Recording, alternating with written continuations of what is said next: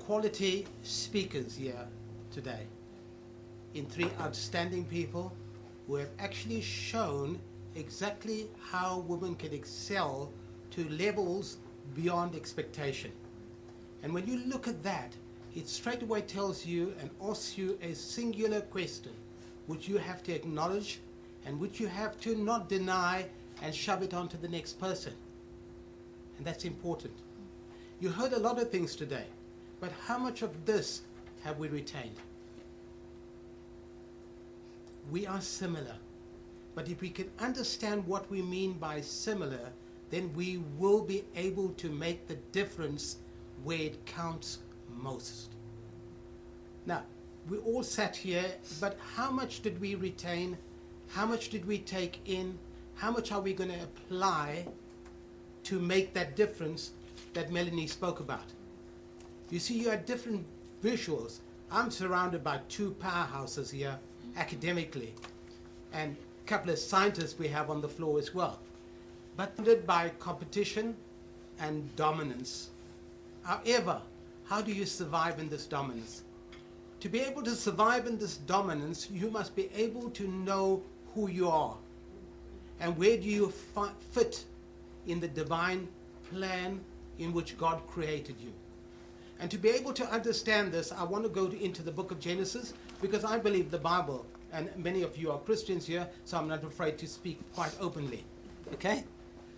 So I'll go into the Word of God, which is my rule of faith and practice.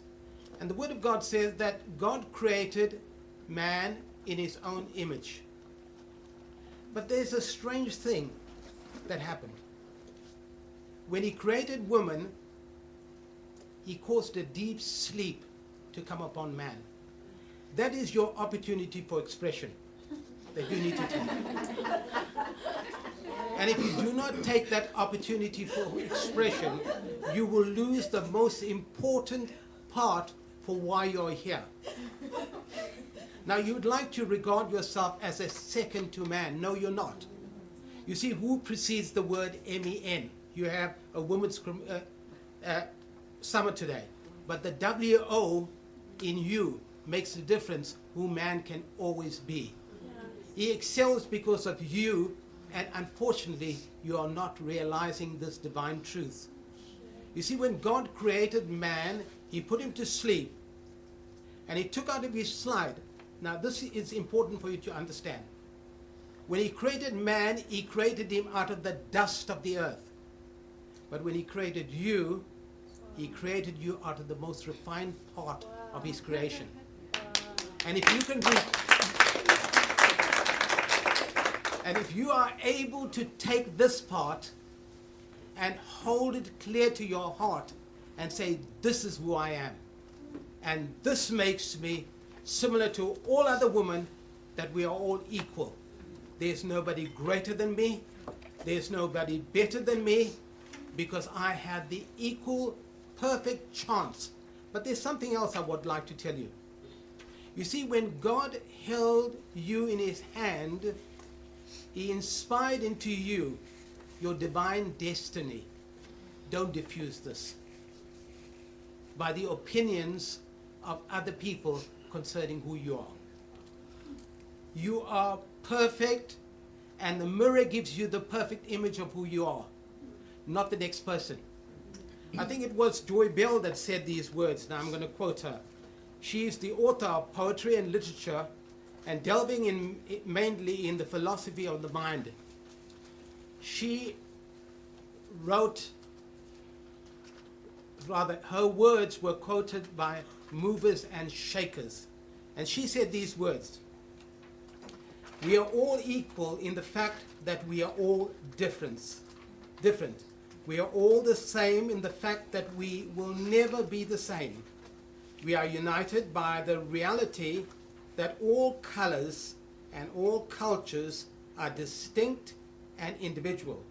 We are harmonious in the reality that we are all held to this earth by the same gravity.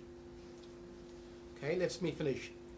We don't share blood, but we share the air that keeps us alive. I will not blind myself and say that my black brother is not different from me. I will not blind myself and say that my brown sister is not different from me. But my black brother is he as much as I am me, and my brown sister is she as much as I am me. Stay me. Don't stay somebody else. Now, sorry, if you don't mind, there's something I wrote when I was asked to speak. There's something I wrote, and if you can take a hold of this, and it's not a quotation, I wrote this, and I'd like you to take this and let it resonate within your heart. And that will tell you exactly who you are. Women do not fit into a mold. They should be liberated to give expression to their full potential of innovative thinking and explosive doing. They possess the ability to think clearly and act within a calm solitude that produces a wealth of results that could have taken numerous dialogues and endless meetings and no resolution. Given the right opportunity of expression in the community, nation, and our shared world, they would stand head and shoulders above hundreds of thousands of privileged men holding high positions in high places. They possess a resolve, character, quality of refinement, and endurance, and a rapid tenacity to achieve problem issues with little tremor or discord. They possess a trust quality and endurance level seldom found in their male colleagues. And I just wrote that, but I'd like you to catch hold of this.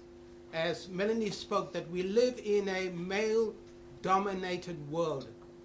But unless you go out of this summit with the fact that you are who you are, and hidden within you is everything Melanie spoke about, Paula spoke about, and our scientists there, Melanie and Tumi, will speak about.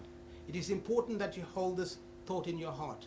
You see, when God created the woman, He didn't create the woman out of a man's head, or the woman to rule the man, neither out of the man's feet to be trampled by the man, but out of his side to be equal with man, under his arm to be protected by the man, and close to his heart to be loved. If you have this relationship, then you have a God-ordained relationship. But if this is diffused and your personality and the character qualities that God imputed into your life is not evident and not enhanced and complemented, then you are walking on a red zone. Bless you.